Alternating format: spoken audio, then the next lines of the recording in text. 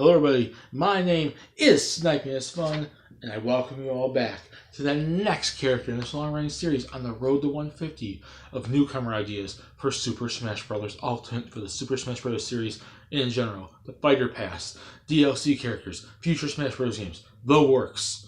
I've done 141 characters so far over the last about a year. I am almost done. I set my limit to 150. I'm almost there with 9 characters, including this one. Let's get this thing going. And I mentioned in the last video when I talked about Linkle from Hyrule Warriors. This video is me talking about another fighting game character. I've talked about numerous like Mortal Kombat, Street Fighter, Soul Calibur, King of Fighters, Fatal Fury, Tekken-esque characters sometimes, but I haven't talked about a character from this fighting game franchise yet, and it is a beloved fighting game franchise that is super popular in the fighting game world, the fighting game scene today, and it'd be kind of cool to see a character from it in Smash Brothers, and that's the BlazBlue series, and as I mentioned, you see the thumbnail when I change it in the name of the video, you know who I'm talking about, but it's going to basically be the main character, or one of the main characters, because there's a few different main characters in the BlazBlue series, and that's Ragna The Bloodedge. And let's get this started without further ado. Before this intro gets way too out of hand, way too long, 3 separate categories. Why does the character make sense? Moveset ideas, and percentage chance I can see them actually getting in the game. Why represent BlazBlue? Why represent Ragna? Why represent, this game instead of representing like Tekken or Soul? If we want to end our fighting game character alongside Ken and Ryu, why represent BlazBlue over, say, Tekken or Mortal Kombat or Soul Calibur or Fatal Fury or King of Fighters or Art of Fighting or freaking Fighter's Destiny or any of these, Bloody Roar or any other fighting game franchise in the world? Why BlazBlue? First and foremost, BlazBlue is one of the most popular fighting game series out there nowadays. It's been growing since it debuted back on the... It's debuted on the PS3, like that during that time it was like on the PS3 era, PS3 360, and it was on the 3DS, and it was on the PS4. It's been around for at least a good 10 years or so now, and I'm sure it probably a little more than that. I don't know, at least. It's been around for a while, and it's a super popular. It's always at Evo nowadays, pretty much. They did crossovers with like cross tag battle with Ruby and like Persona and everything. It's a pretty big franchise. It's a pretty big fighting game franchise. It sits right there with the legendary ones like Street Fighter, Mortal Kombat, Soul Calibur, and Tekken for being a very popular fighting game franchise. And it has appeared on Nintendo. I mentioned that when I mentioned the systems it was on. There was a 3DS version of it. I think 2 of them, actually. I don't know if it's come to the Wii U or anything. And I think something, and it is on the Switch, even without a main series one. Cross Tag Battle is on the Switch, so BlazBlue is on the Switch. And there's always a future for these series on Nintendo. Like, there are certain series that start off not really on Nintendo, and then they become more on Nintendo. And it has its foot in the door with the 3DS game, the Switch crossover, and stuff like that. That when the next main one comes out, it might be on the Switch. There's a start there, and it can grow on Nintendo. And Ragna specifically, he is basically one of the main characters in the game. So if you want to throw him in there, he's basically that game's Ryu. He's basically BlazBlue's, Ryu, Sub-Zero Scorpion, Mitsurugi / like fighting Terry Bogard, a fighting main character, stuff like that. Jin / Kazuya kind of thing, the main character, and he's fairly popular. He's not the most popular character in the BlazBlue series, and I'm not sure. I'm not fully familiar with it. I've played some BlazBlue games, but I'm not super familiar with the BlazBlue franchise. So please don't hurt me, people out there in the fighting game community and adore BlazBlue. I've only played a couple games, and I'm only a little bit into it. It's a cool series. I love it, but I'm not super familiar with it. But I do recall him being a fairly popular character, and I did enjoy playing as him a little bit. He's not my favorite character, though. Yeah, but that's it. Like, BlazBlue is super popular, one of the most popular fighting game series out there right now.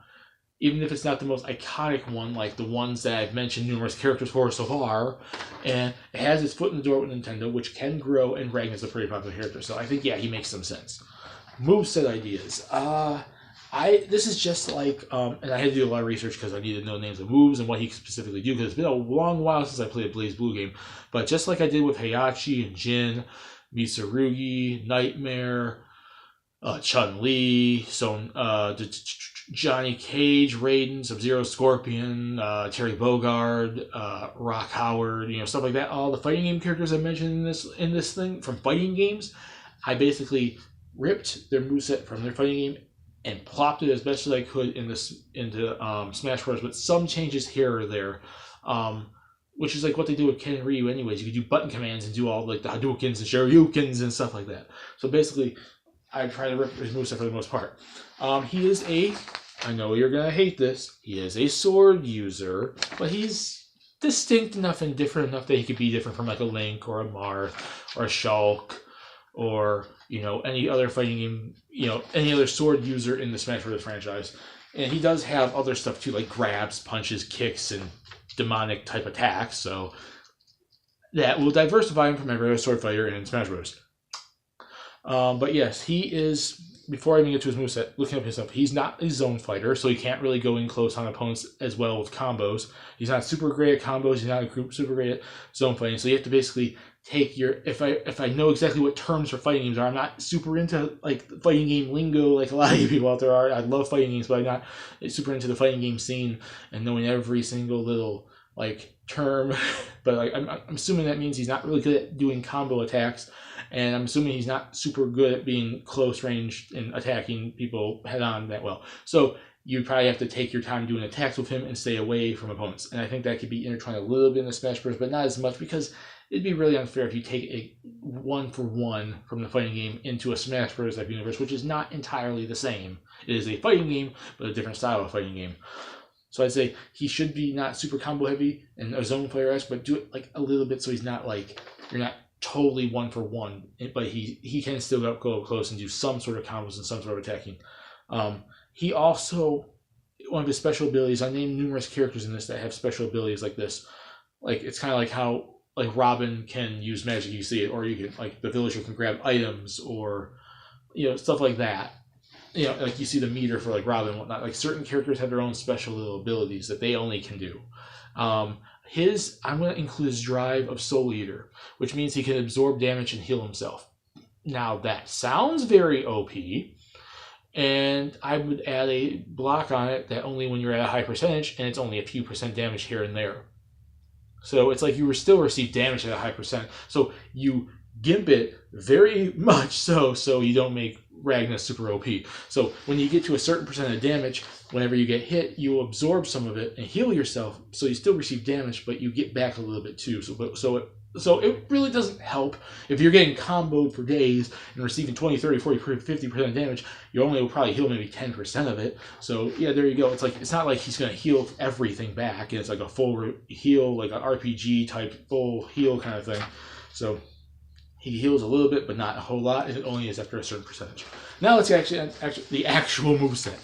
The smash attacks would basically be his sword for the most part. Like, his sword is the Aramasa.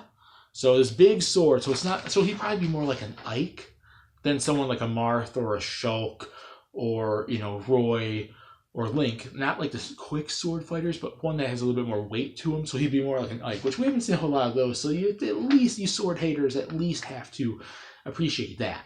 So his smash attacks would be a lot of standard sword attacks, swinging his sword. Some of them have a little bit of weight to it, so it's like a little bit of delay. Some of them are quick. I'm not saying all of his attacks have delay, but he's not a super fast fighter, so some of his attacks will at least be a delayed attack. He also can basically do standard jabs, punches, and kicks while crouching or while standing, and I want to intertwine that into his smash attacks too. So not only his smash attacks are swinging his sword around, which probably can be chargeable too, he can also jab opponents like, or he can do punches and kicks and maybe do a few combos with that, and you can also crouch when you do it too. So that would be his smash attacks. His special attacks would be all his various drive moves and all his special demonic powers. Basically, his drive moves, which are basically a lot of sword attacks with a blood energy. His name is called Ragna the Bloodedge. He has a lot of effects that come off his sword when he attacks with this that look like demonic energy power, which is technically supposed to be blood. So basically, it's more powerful sword swings with an effect on them. So it distinguishes them from the standard sword swings of his smash attacks. He also can do Hell's Fang, which is a punch with dark energy. So he can basically just be like, punch you, but when he's punching you, like this dark blood energy is coming out of his hand. He's like, he also can do the follow-up. He can do a spin kick, so it's like Linko. He can do a spin kick. So he focuses on kicks a little bit. The Dead Spike, the Blood Scythe, which is when he pulls out enough dark blood energy from his sword and he swings it like a scythe. That would be pretty freaking cool to see. And that's the third character I've mentioned in my my Smash Newcomer series that use a scythe. Hell, one attack for the immortal hero from Glory Heracles. Now we have Ragna The Bloodedge. He can also do the Carnage Scissors, which is when you can use his sword like a pair of scissors kind of thing. The Inferno Divider, and Devoured by Darkness, which is a Blood Claw, which he gets like this blood, like this demonic blood hanging out of his hand. And he can just grab opponents, and you can attack them and grab them. Come on, people, that would actually be pretty freaking cool. Come on. So before I get to the final smash attacks, the Aramasa swords, standard swings, jabs, punches, kicks, while crouching or while standing. Some of his sword attacks can be charged. His special attacks will be all his drive moves, which are dark blood energy on top of sword attacks. You can do Hell's Fang, Inferno Divider, Carnage Scissors, Devoured by Darkness, the Blood Scythe, the Dead Spike, the Spin Kick, the Follow-Up, which if you play the extremes, you know exactly what all those things do. Final smash. Given that these are the special ultimate attacks in the BlazBlue franchise, it has to be an Astro Finish.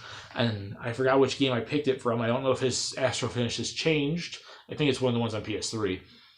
But basically, it's I don't know if it's changed. Like I said, I've only played so many of the BlazBlue series, so I don't know if they've changed Astro Finishes as the series went on.